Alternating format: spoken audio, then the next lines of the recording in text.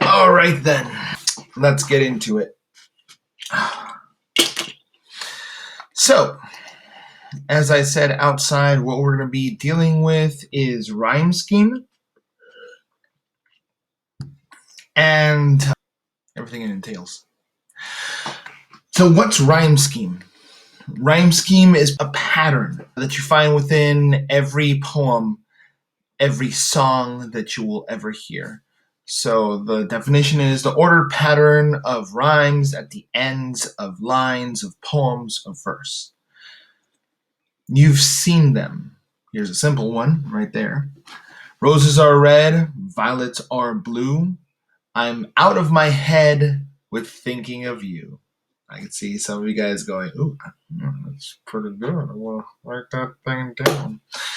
But before you do, I want you to look at what rhyme scheme is. Notice that when they say roses are red, usually you start off, when you notice that the first line is rhymed, you start off with A. Trust me, we'll use this at some other points.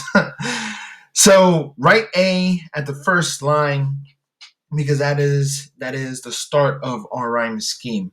So roses are red gets the A. Violets are blue. Since blues doesn't rhyme with red, then this is the start of a new pattern. So you're going to put B on that. So A because it's the beginning, B because it doesn't rhyme with that first one. So red, does red rhyme with head? If it does, then you're once again putting an A, which does rhyme with head. And the very last one, blue and U rhyme, so now you have B. So you can see the pattern then is red and head, so AA, and then BB. So it's an AB pattern. You'd expect that the rest of the poem would run the same way.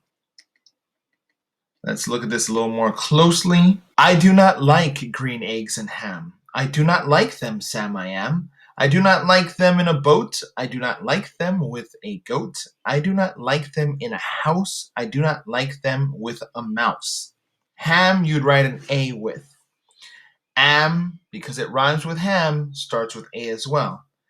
Now, does boat rhyme with am? And I know you're like, great, I can't figure this out. I know. I'm running through this. We're starting slow. It's okay. Boat rhymes with goat, so those two are B's. House with mouse, and the last two are going to be C. Now, these poems you can actually see in the next slide. If we were starting off, I started my homework, what letter would you start that with? It's going to become a very Dora sort of episode. Yes, you're right. You do start with A. Now, I started my homework, but my pen ran out of ink. My hamster ate my homework. My computer is on the blink. Excuses, right? Those are always fun. I used them when I was a kid. I'm sure you use them. I'm sure you're going to try to use them in this class. It's the thing we do. Anyway, so I started my homework starts with A. So you'd write A right next to homework. Now the next one, but my pen ran out of ink. Notice it's a different color, so that would be your B. Then once again, you have A because homework rhymes with homework. I've heard rap lyrics that do this. Don't rhyme the same. You can't rhyme the same word with the same word. It has to be a different word. There's some help online for that. Anyway, and the last one obviously rhymes with ink. So let's go to the next poem. Mr. Brown, the Circus Clown. Notice that again, the rhyming scheme is different from the last one we saw, which this one is A, B, A, B. This one becomes A, B, B, C, C. Yeah, I know. It's like the Sam I Am poem. A, B, B, C, C. Mr. Brown, the circus clown, puts his clothes on upside down. He wears his hat upon his toes and socks and shoes upon his nose.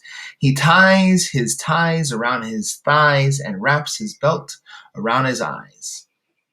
He's all over the place. But notice the rhyme scheme. Okay, so A, B, B, C, C. They rhyme together. Okay.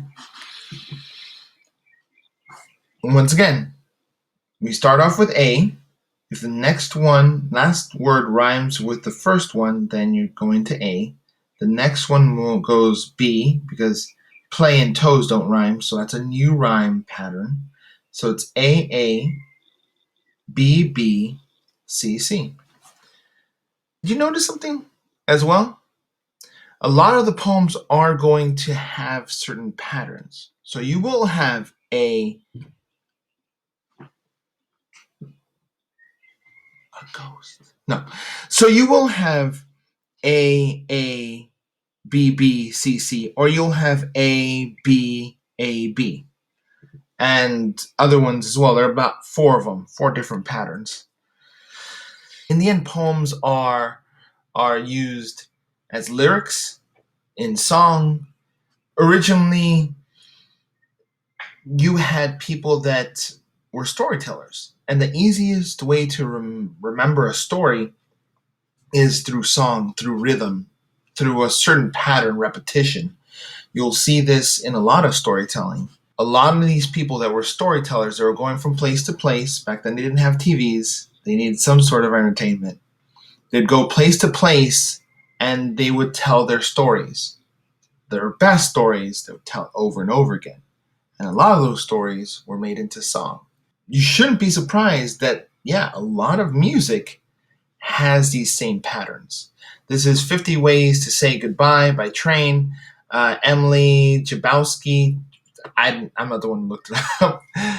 You could definitely go to her YouTube page. She has this where she goes into more detail on the song. But notice once again we have the A, A, B, C, C, B. Okay, so the AA pattern's at the very top, and we have a pattern that we haven't seen yet, which is an enveloped rhyme scheme, where it's B on the outside, then C, C, then B. Look for these patterns. When you look at them, start off with A, then see if the next one rhymes with it. If it doesn't, write a B. You will eventually find its pattern.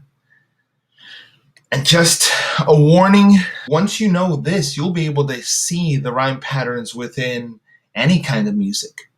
All music has patterns, so you'll be able to look for them. And by the end of this lesson, you'll be able to make ones of your own. So that'll be interesting. Okay, with that said, take care, be awesome, and we will talk to each other later.